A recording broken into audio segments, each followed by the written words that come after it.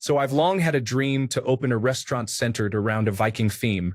I've taken the first steps towards this dream and have even come up with names of either Valhalla Grill or the Longhouse. It would be a call-ahead steakhouse where instead of knives, you would be given a small axe to use while in the restaurant. The tables would be fashioned to look like longboats, and different parts of the restaurant would have maps and treasures from different areas the Vikings conquered. Of course, waivers would need to be signed in advance due to customers having axes. The kitchen would be in the center, and everything would be cooked over an open campfire. At the end, you would return your axe by throwing it at a target close to the exit. Everything from the bar would be served in a horn, and if it was your birthday, you would get to wear a Viking helmet. I have a property I'm looking at for this project, but I wanted to gauge people's opinion on this before proceeding. So please do upvote and comment whether it is a yes or no so that I can get more feedback. Story 1. Speaking as a cook, having the cooking in the middle of the restaurant is going to cause supply problems. You are going to have cooks running a long time from the backstock fridge to their own station to refill.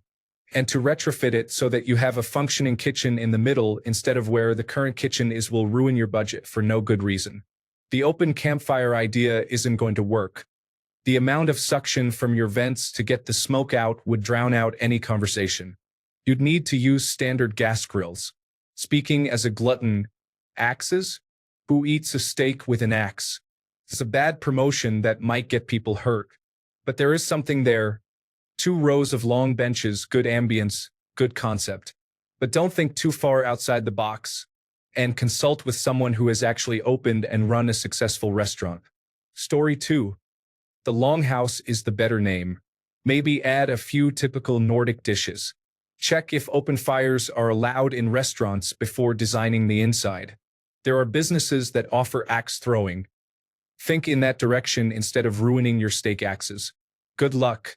Story 3. The ninja-themed restaurant in New York closed, so gimmicks are hard to maintain repeat business. To answer your actual question, no. Not if it's interactive, at least. I just want to eat, talk to the people I'm with, or just eat. Story 4. A few perspectives from someone who spent a lot of time in the restaurant industry. 1. Fancy cutlery like axes or bone-handled knives, as well as horn cups, will go missing faster than you can replace them. Also, expensive.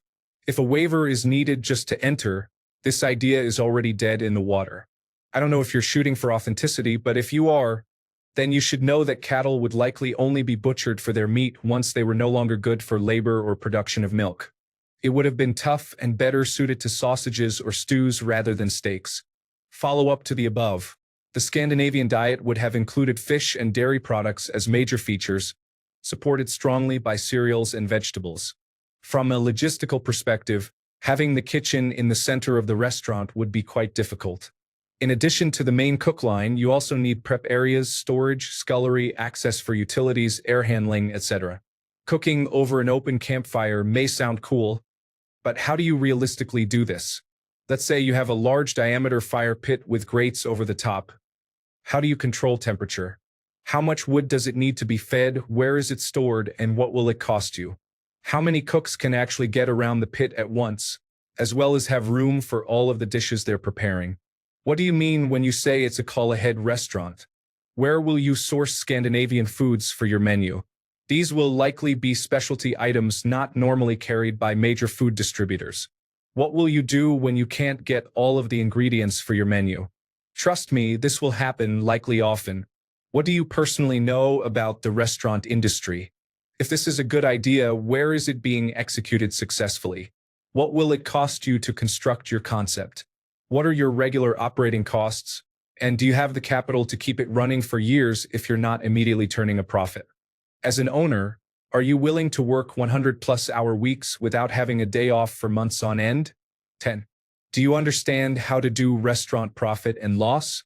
If not, who will do it for you? Also, if someone else is doing it for you, how will you know if it's done correctly? Do you have the money to pay professional managers? If you're really serious about this, write a real business plan and start shopping it around. Take it to restaurateurs and lenders and have them tell you what's wrong with it. Revise and repeat. Story 5. Ditch the axe. Better yet, leave it for the chefs.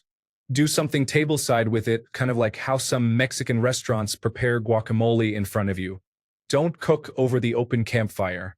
That is absolutely not how you cook a good steak. You can have it for decoration and maybe keep some rotating spits on it for something like gyro meat, but more Viking style. The drinking horns are going to be a nightmare to clean, particularly if they are actual horn. You're better off getting stylized glass. Save the horns as a novelty gift if you order the super expensive beer. The Viking helmet is fine, but we all know the horns were only added for Wagner's opera. Honestly, I would save those for the chefs or waiters as well. Remember, the Vikings were seafaring, so have seafood, surf and turf. Look into making palatable versions of traditional rotted shark or whatever they ate. Honestly, what you have here is a decent idea for a theme restaurant that deviates from the usual Texas style. Think more like Benihana. Story 6. I'll be blunt and honest. I think it would fail miserably, not to mention be insanely expensive. Everything would be cooked over an open campfire that has safety regulation nightmare written all over it. It's probably possible, but it will be a forewarned obstacle. You have to pass a bunch of inspections already. Everyone would be given a small axe. For one, people don't want to eat with axes. That just sounds like an awful experience. Waiver or not, all it takes is one person stabbing an employee at the exit and you'll get sued by multiple parties probably. And you'd have to pay up. I think the helmet on birthdays is cool. I think it can succeed with Viking-themed decoration and marketing. At the end of the day, people just want to eat food and socialize though. Also, Longhorn might sue if the steakhouse is named Longhouse. Too much red tape to overcome, too niche and too expensive. Story 7, way too ambitious to be honest. It sounds fun, but I mean from a business standpoint you need solid management to maintain all of those activities. On top of just general turnover time, you want to maximize profit to pay wages and overhead, and by the amount of activities you're looking at a grill staff, a bar staff, an axe throwing staff, and a cleaning staff. That's a lot of people and you'll need a lot of customers to pay for them. So it's a time game at that point, not to mention the liability of it. Like you get an axe, but that's asking for trouble. I get the waiver, but I'm not going to go hang out with a bunch of drunk, unsupervised people playing with axes. Sorry. Accidents happen, and as it would turn out, I like my face. Overall, kind of cringe and gimmicky, seems like a more hands-on approach to medieval times. I like the theme, the drinking horns are cool, the campfire, meh. Restaurants are very high-risk investments. If I were you, I'd put forth the least amount of effort and build the most amount of hype around the Viking steakhouse theme, and just work on turning a decent profit first. And then I'd start working on cool stuff. I'd remove the axes though until you can be profitable and see how the public reacts to waitstaff in Viking garb. I could see there being an axe throwing section included off to the side to watch while people eat, but not a blanket, hi, welcome, sign this, here's your axe. Now feel free to get drunk. Story 8. No. It all sounds overly polished. Also, what throwing axes? Do you have any idea how bad of an idea that is? How common it is for people to just accidentally slip axes backwards, or to throw an axe in their own foot, let alone after they've been drinking. The only way I'd see this turning positive is as a really cozy communal experience. Eliminate the axe throwing. Story 9. I'm sure you have already thought about it, but be very methodical about waivers for things like customers throwing axes around. It might limit your market a good bit as well depending on what you were pushing for. I imagine a lot of parents would not be fond of flying axes in the same room as their children. Story 10. Sounds like your target is more tourists than repeat locals, although I am sure you would get a good number of locals to eat there also if the food is good. So, if your city has a strong tourism base, it is not a bad idea to consider. Story 11. For real, the gimmick can never hide bad food. And you're going to struggle to output good food consistently over a goddamn campfire. Otherwise, sure, whatever floats your boat. Story 12. As a Swede, I feel I would just be offended by this honestly. And Vikings did not so much conquer as make trading outposts. England was an exception, but it is not really our fault. They kept gold in their churches, so one thing led to another. Story 13. I'm Swedish, and there are Viking-themed restaurants here like Restaurant Afer. You can look at their gallery for inspiration. It's not my cup of tea, but it sounds fun enough. I don't know about throwing axes around the restaurant. Story 14. I know it is for the spectators, but you know Vikings don't have horned helmets, right? Story 15. You have the start of something really fun, but in my opinion, you have a lot of things to get straight. Longbow tables, maybe, but I think you could get the same mileage out of long, thick cut, at least at the edges, tabletops, and have a decorative boat, miniature unless the place is absolutely huge and you have the budget somewhere. The map/treasure is solid, especially if you swap conquered with went at least once. And you have a lot to work with. Bonus points if you throw in Halfdan, who graffitied the Hagia Sophia. Your decor and theme sense is solid. Axes for cutting steak will not, unfortunately, I expect, be workable. It's just not practical. It's a bad tool for the job. A Seeks would work, but you'd have a lot of customers with gripes about a flat edge knife. They'll want to hold their hand up at an angle like they're used to.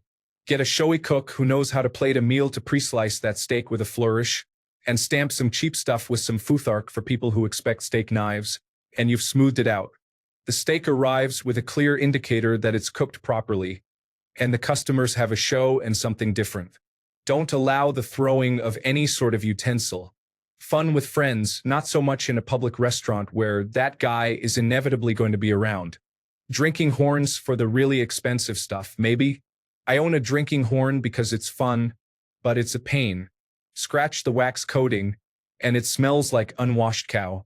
Despite how fun it is, I use it for silly parties and Halloween like 2 to 3 times per year, and nobody else gets to use it. Maintaining a general use one sounds like a chore at the minimum.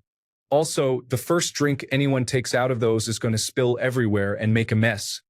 They take some getting used to. If you have the space, some axe-throwing lanes would be great, especially if you can get some skegics in there and not some Home Depot hatchets. If you can get the space and want to go that way, hook up the decorative boat to some force meters, so rejigger a rowing machine and set up a rowing contest. How fast can you make the longboat? They did actually have oars go. People love games, but that's also a step towards Dave and Buster's, so a photo op in the boat prop may do you better. The kitchen is a good starting idea. Open fire cooking in the middle of a place can be fantastic, and a proper range hood can handle it. Tulip Casino's Blackfish restaurant, it's shaped more like a U around the kitchen, has some open fire alder stick roasted salmon that can't be beat. It only works on certain types of food though, so cooking everything over that isn't practical. My unlimited budget suggestion: have some cool roast dishes, and within that central cooking area, add some hot fire gas stations and furnish the cooks with Everclear for finishing a few dishes. Big fire bursts may not be more historically accurate. The actual Vikings had, to my understanding, a lot of preserved food and stews, but not so big on grilled things. Then the horn helmet, but a big fush every now and then is a lot of fun too. Camp fun over accuracy is the way to go. It's not a museum. I'd either go with the meat hall or just Valhalla myself. But I'm no sort of marketer. Anyway, sounds like a potentially super fun concept with a lot of potential pitfalls as well. Open this thing and I'd swing by. Story 16. There is a restaurant in Australia that is Viking themed. Have a look at this and see if you want to implement anything in your restaurant. Story 17. I would not go to a theme park restaurant unless I am actually in a theme park. I do not want to put down your idea, but since you asked, no. I would go to a Norse-themed steakhouse though, if it tried to make the experience somewhat authentic. Obviously, the food is the central thing. I have had ostensibly authentic Norse food, and it is good. I would like to try Norse beer with bog myrtle. To sit in a Viking Age meat hall and watch the meat being grilled on an open fire in the middle of the room would be cool. Story 18. As a Scandinavian, I would say that it sounds awfully gimmicky, and it's a bit like opening an Irish pub where waiters dress as leprechauns and they only serve Bud Light and Jack Daniels. I wouldn't be offended or anything, but it seems rather shallow and maybe a bit like milking the whole Viking hype. Story 19. Okay, a few things. An open fire pit would probably be kind of rough and would also need a whole lot of safety and fire code requirements. Regarding the axes, if you wanted to do that, I'd suggest having an axe throwing area and making the longship a bar. But I love the idea. Story 20. Would you use trenchers? Or trenchers under plates would honestly be a better and less messy choice. Come to think of it, I don't even remember if Vikings used trenchers. What about a fountain of sorts that could be sanitized in its circulation so people could wash their hands before eating? Would you use a salt dip at each table? Is that sanitary? Please tell me you would serve wild game even if it's farmed. Deer, elk, goose, though many Americans aren't necessarily accustomed to the flavors of wild game. So maybe a combo between corn-fed Iowa deer and grass-fed elk or whatever. Axes are cool. I think you'd get farther with a pair of modern forged axes mounted on the wall. A campfire is nice. Sounds like a Benihana sort of, except when cooking on wood, you actually want it to flavor the dish. As long as something is available without it, I don't know how many Americans are accustomed to actual wood smoke, but someone will always hate it or just not prefer it. What will you do for the fish selection? The drinking horns are interesting but should be optional or have a special stand to hold them at the place setting. It gets old fast to only be one-handed, and the number of complaints and spills will drive you nuts, not counting all the compensated drinks because of spills. I'm sure I can think of something else. Story 21. A few questions. First and foremost, did Vikings have cows to eat steak? I honestly don't know. Secondly, would I have my own table, or would I be sitting with others in a banquet hall? Third, do you really want drunk people throwing axes? Seems like a huge liability. Finally, do you see it as more of a medieval times place that people might go to once a year, or a themed restaurant that people will visit more often?